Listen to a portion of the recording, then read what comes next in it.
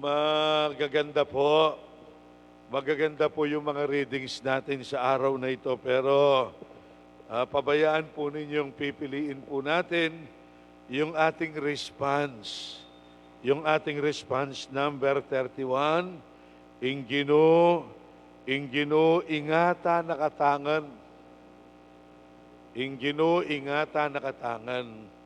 Pasensya na po kayo pero alam ko naman, nauunawaan po ninyo, naiintindihan po ninyo kung bakit pinili ko po ito lalo na ngayong panahong ito. Lalo na ngayong pandemic, balato na lang po ninyo sa akin kung bakit pinili ko po ito. Actually, inaamin ko, this is more a prayer. Mas panalangin po ito imbis na homily, imbis na sermon. Hindi po sermon ito, hindi po homily ito, dasal. Panalangin po ito kasi ang ganda at saka napaka-relevant, napaka-timing, napaka-appropriate sa panahong ito. Sabi po ng response, kanina inuulit-ulit po ng ating mga lectors at saka commentators, talagang nakaka-bless. Nakaka-bless pong pakinggan kasi sabi niya, Ingino nga na, ingata nakatamungan.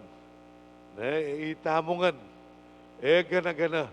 Kaya lalo pong nakaka-bless, nakaka-touch, lalo pong nakakaantig kasi tayong lahat, na hindi lang yung mga Kapampangan, hindi lang po yung mga Pilipino, kundi tayong lahat.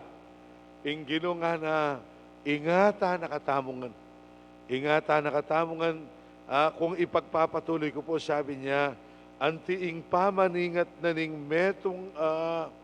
metong pastol.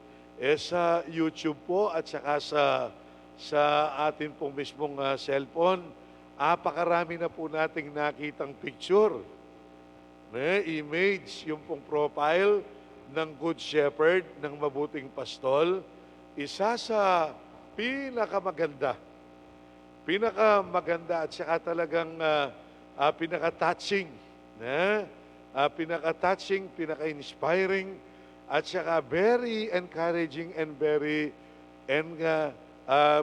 strengthening, relieving and healing images. One of the beautiful images of the Good Shepherd of Jesus, of our Lord Jesus Christ, is the image, is the picture, is the profile of the Good Shepherd, ang mabuting pastol. Ano pa naman ang gusto mo sa picture po, sa image po ng Good Shepherd?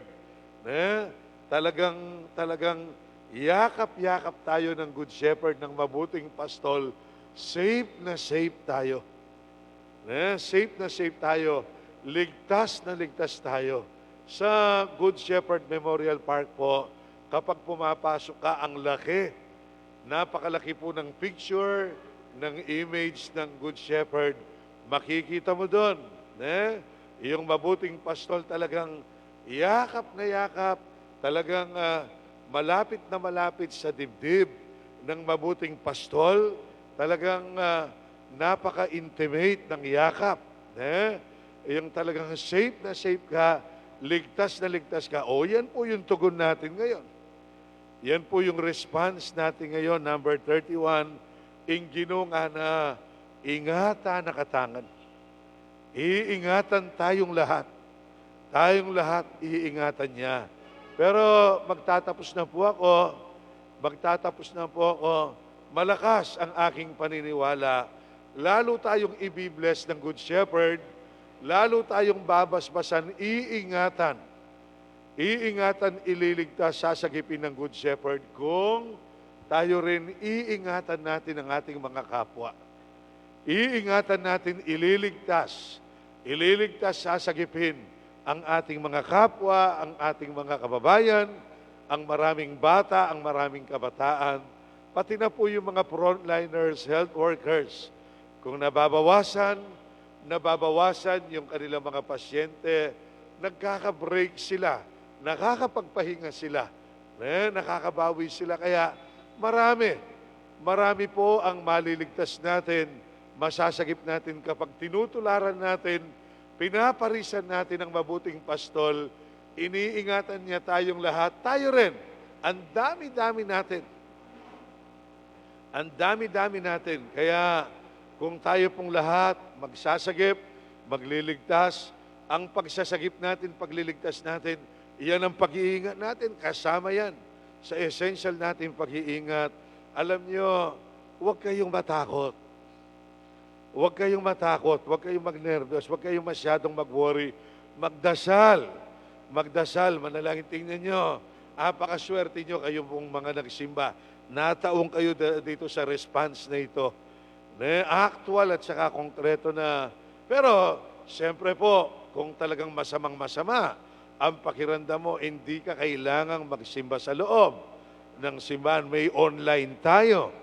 May online tayo, may live streaming tayo. Pag-iingat din yan. Pag-iingat din yan. At inuulit ko po, we should not be feeling nervous at saka yung worried, natatakot na papraning. No. Alam nyo, kaya dumami lang po yung mga cases na yan. Nagkulangan lang tayo. Nagkulangan lang tayo ng pag-iingat, hindi ka naman makakapagsagip kung hindi ka nag-iingat.